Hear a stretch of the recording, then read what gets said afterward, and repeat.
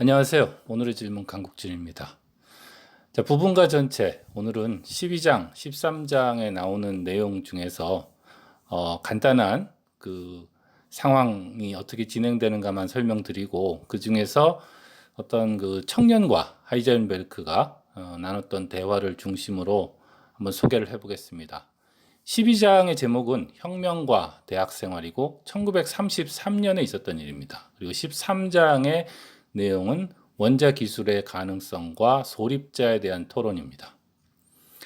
이 무렵에서는 나중에 또 말씀드리겠지만 독일에서 히틀러가 총통이 되는 일이 생깁니다. 그러니까 총리와 대통령을 합한 걸 총통이라고 그런다 그래요. 그래서 이 나치 독재가 강화되고 이런 가운데 이 하이젠베르크는 그 보어와 그 러더퍼르드를 만나서 토론을 하는데 이 핵 반응을 어떤 산업적 무기로 혹은 무기로 활용할 수 있는가에 대한 토론을 하게 되죠. 이때 당시로는 결과적으로 그렇게 할 수 없을 거다라는 결론을 내렸다고 합니다. 그러나 지금 한번 읽어보면 상당히 이미 이런 핵무기나 핵발전의 어떤 원리에 가까이 있다는 것을 느끼게 됩니다. 근데 오늘은 어떤 그 기술적인 것이나 어떤 그 원자 그 양자역학에 대한 이야기보다는 이 1933년에 그 하이젠베르크가 어떤 히틀러 유겐트의 지도자이면서 민족 사회주의였다던 그런 어떤 학생과 대화를 나눕니다. 그래서 이 대화가 인상적이었기 때문에 주로 이 대화를 소개하는 것으로서 12장, 13장에 대한 소개를 할까 합니다. 그러니까 이때 당시에 그 대화를 좀 더 재미있게 들으려면 제가 좀 찾아봤는데 당시의 어떤 그 시국을 좀 이해할 필요가 있습니다. 이 대화가 일어났던 때가 1933년인데요. 이때가 독일이 어떤 때였냐면 1932년에 대선과 총선이 있었습니다. 그리고 이 대선에서 히틀러가 나가서 2등을 했다 그래요. 그래서 1등을 한 사람이 힌덴부르크고 이 힌덴부르크가 그래서 대통령이 됩니다. 그리고 총선을 했어요. 총선을 했는데 나치가 제1당이 되죠. 그러니까 대선에서 2등하고 그것도 35%인가를 얻어서 상당히 많은 표를 얻으면서 2등을 하고 총선에서는 나치가 1당이 된다고요. 게다가 1933년에 이 대통령이었던 힌덴부르크가 사망합니다. 결국 1933년이 되니까 히틀러는 총리 겸 대통령인 총통이 되고 나치는 제1당이 돼서 독일 전체를 이제 나치당이 히틀러가 이제 독재를 하기 시작하는 거죠. 이 일이 있고 나서 2년 안에 그 독일에서 야당이 없어지고 유태인은 비국민이 됐습니다. 그리고 히틀러는 히틀러 유겐트라는 조직을 만들어서 이 아리안 민족, 그 아리안의 그 소년들을 교육하기 위한 그 단체로서 히틀러 유겐트를 만들죠. 이게 어떤 단체냐면 1936년 이 대화가 이뤄지는 불과 3년 뒤에는 모든 아리아인이 가입하는 단체가 될 정도입니다. 그래서 이 대화에 보면은 책에는 학생이 혁명이 성공했다 이런 얘기를 해요. 근데 학생이 말하는 이런 혁명의 성공이라는 것은 이런 나치가 히틀러가 이런 정치적 승리를 거둔 것을 말하고 있는 것 같습니다. 그리고 당시에 이 독일은 이미 이렇게 나치가 득세를 했기 때문에 유태인들이 이제 다른 나라로 이민을 가고 유태인들이 박해를 받고 그런 일이 이제 시작되고 있는 중이었죠.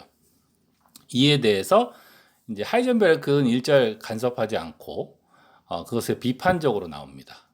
그런데 이 하이젠베르크의 수업을 들으면서 하이젠베르크의 매력을 느낀 것 같은 이 학생이 이제 와서 질문을 청하는 것이죠.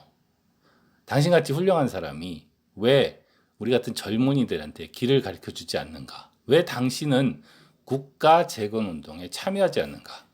이런 질문을 하이젠베르크한테 던지는 겁니다.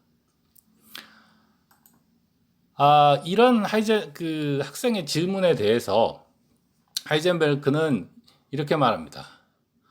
아니, 국가를 재건한다는 게 뭘로 재건하는 걸 말하는 것이냐? 이 나치당을 보면 이 반지성적인 반이성적인 운동이다. 그래서 지성인을 경멸하고 법을 무시한다. 그러니까 절차를 무시하고 지성인을 경멸하고 그냥 내가 다 안다. 이런 식으로 혁명을 하고 있다는 것이죠. 이에 대해서 이제 학생이 이런 얘기를 합니다. 1919년에 패전, 그러니까 세계 1차 대전이죠. 세계 1차 대전의 패전 이래 독일은 타락했고 부패해서 사법부조차 믿을 수 없게 되었다. 이런 말을 합니다. 이런 말을 들으면 그냥 철없는 아이 같죠. 우리는 물론 누가 나쁜 사람인지 알고 있죠. 나치가 나쁜 사람이고 히틀러가 나쁜 사람이니까 이 히틀러를 믿는 이 학생이 이제 철없어 보이지만 이때 당시의 어떤 역사적 배경을 보면은 어떤 일이 있었는가? 이게 세계대전 1차 대전이 끝나고 이제 승전국들이 독일한테 배상금을 요구해요. 근데 배상금을 엄청나게 요구를 하면서 이 승전국들이 독일한테 한 일 중에 하나가 이 중앙은행을 민영화를 시킵니다. 정부가 아니라 민영화돼서 돈을 찍는 거예요. 그리고 나서는 돈을 엄청나게 찍어요. 돈을 엄청나게 찍어서 그 2022년에는 하이퍼 인플레이션이 발생합니다. 그 돈을 종이처럼 찍어내니까 돈이 종이가 된 거죠. 이 하이퍼 인플레이션이 얼마나 높길래 하이퍼 인플레이션이냐 하면 돈의 값어치가 1922년에 1년 만에 거의 10,000분의 1로 폭락을 합니다. 돈의 값어치가 하나도 없는 거나 마찬가지죠. 그러니까 온 국민이 돈이 휴지가 됐어요. 그러니까 황당한 일이 발생한 거죠. 그리고 이때 있었던 것이, 그러니까 이 무렵에 있었던 것이 바로 그 나치가 뮌헨에 거점을 둔 극우파 정당이었던 나치가 그 뮌헨 폭동을 일으킵니다.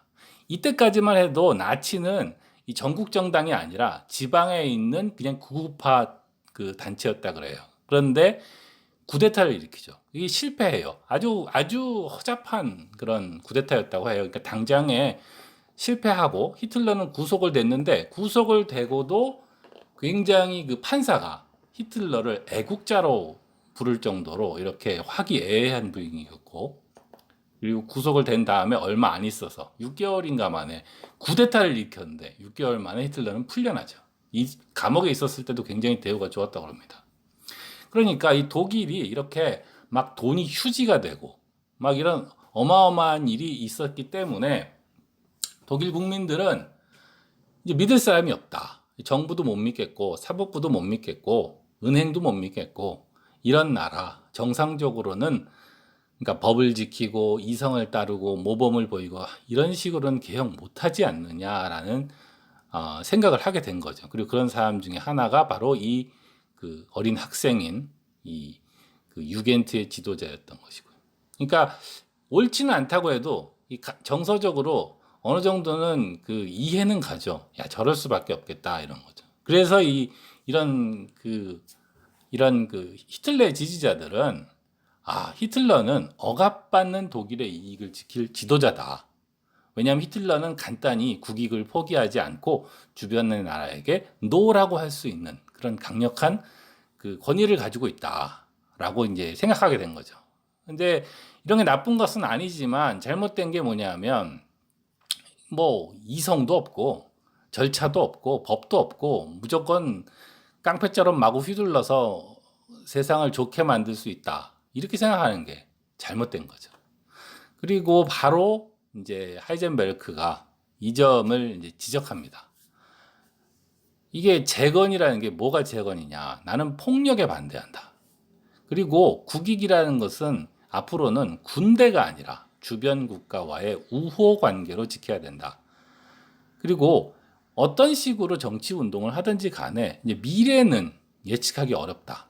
그러니까 정치적 운동이라는 것은 그 목표 이상으로 수단으로 판단되어야 된다. 나쁜 수단을 동원하는 운동자들은 아무리 목표가 고상해도 그 좋은 운동이라고 말할 수 없다. 이렇게 이제 하이젠베르크가 말하는 것이죠. 이렇게 하이젠베르크가 계속 히틀러에 대해서 반대하고 폭력에 반대하고 어떤 급진적인 혁명에 반대하니까 이제 학생이 왜 그렇게 보수적이냐? 어떻게 그러면서 이런 그 과학적으로는 혁명적인 이론을 제시할 수 있었나라는 질문으로 갑니다. 이게 이제 대화의 마지막 부분인데요. 그 부분에 오면 이제 하이젠베르크가 하는 말이 과학에 있어서의 혁명과 사회에서의 혁명이 같은 것인지는 잘 모르겠지만 그게 같은 것이라고 치고 말하자면 이런 얘기를 하죠. 진정한 혁명은 과거를 쉽게 포기하고 모든 걸 다 뒤집어 던지는 게 아니라 오히려 과거를 확실하게 굳히면서 그러면서도 혁명이 필요한 분야를 찾아서 그 범위를 최소화할 때, 그러니까 역량을 그 확실한 문제를 해결하는데, 그 제한된 문제를 해결하는데 집중해야 성공할 수 있다. 그렇지 않고 과거를 그냥 다 잊어버리고 아무거나 만들려고 하는 사람은 진정한 혁명을 이룰 수 없다. 이제 이런 얘기를 합니다. 그래서 이제 이 하이젠베르크의 대답은 저한테는 상당히 감명 깊었고요. 사실은 이 책 전체에서 흐르는 그런 얘기들과도 많이 나옵니다. 예를 들어서 하이젠베르크가 미국에 가서 실용주의자였던 그 과학자하고도 그런 얘기를 하죠. 이 양자역학에 대해서는 놀라야 당연하다. 근데 왜 양자역학에 대해서 놀라야 되느냐? 이것은 과거를 너무 쉽사리 던져버릴 수 없다는 거예요. 그리고 하이젠베르크는 그렇게 얘기하죠. 양자역학이 나왔다고 해서 어떤 뉴턴 역학의 위대함은 없어지는 것은 아니다. 이게 이제 12장의 주된 내용이고요. 이 다음에는 이제 하이젠베르크가 이제 상황이 이렇게 안 좋으니까 막스 프랑크를 찾아갑니다. 그래서 막스 프랑크한테 조언을 얻으려고 했는데 막스 프랑크가 말하기를 내가 개인적으로 히틀러를 만나보니까 대화도 안 통하고 이제 독일은 파국으로 몰려가는 걸 막을 방법이 없다. 라고 말을 하면서 이제 하이젠베르크한테 이런 얘기를 하죠. 당신이라면 이민을 가서 잘 살 수 있겠지만 당신 같은 사람이 외국으로 이민을 가고 조국을 저버리게 되면 이 조국에 남아있는 당신처럼 능력 있는 사람이 아니라 능력이 없어서 뿔뿔이 흩어져 버릴 그런 사람들은 기댈 곳이 없을 것이다. 당신이 바라건대 조국에 남아서 어떤 사람들에게 희망을 주는 섬 같은 존재가 되어줬으면 좋겠다. 이제 이런 조언이라기보다는 부탁을 합니다. 그래서 이제 하이젠베르크는 사실은 그것 때문인지는 몰라도 실제로 외국에 나가지 않고 남아요. 그리고 이제 얘기가 13장으로 넘어가죠. 근데 13장에 있는 내용은 제가 여기서 크게 자세히 소개하지는 않겠는데 그 핵심은 슬슬 이제 물리학자들이 핵무기의 가능성에 대해서 얘기하기 시작했다는 겁니다. 이 책의 이제 뒷부분은 주로 이 핵무기가 이제 어떻게 이 사람이 핵 개발에 나중에 참여하거든요. 나치 쪽에서. 그래서 이제 어떻게 진행되는가 하는 얘기가 나오기 때문에 1933년에 이미 이제 이런 것의 이론적 가능성에 대한 논의가 있었다. 이런 내용이 13장의 주요한 내용이 되겠습니다.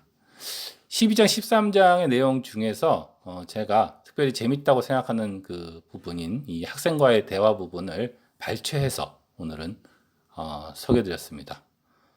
오늘 여기까지 하겠습니다. 강국진이었습니다. 안녕히 계세요.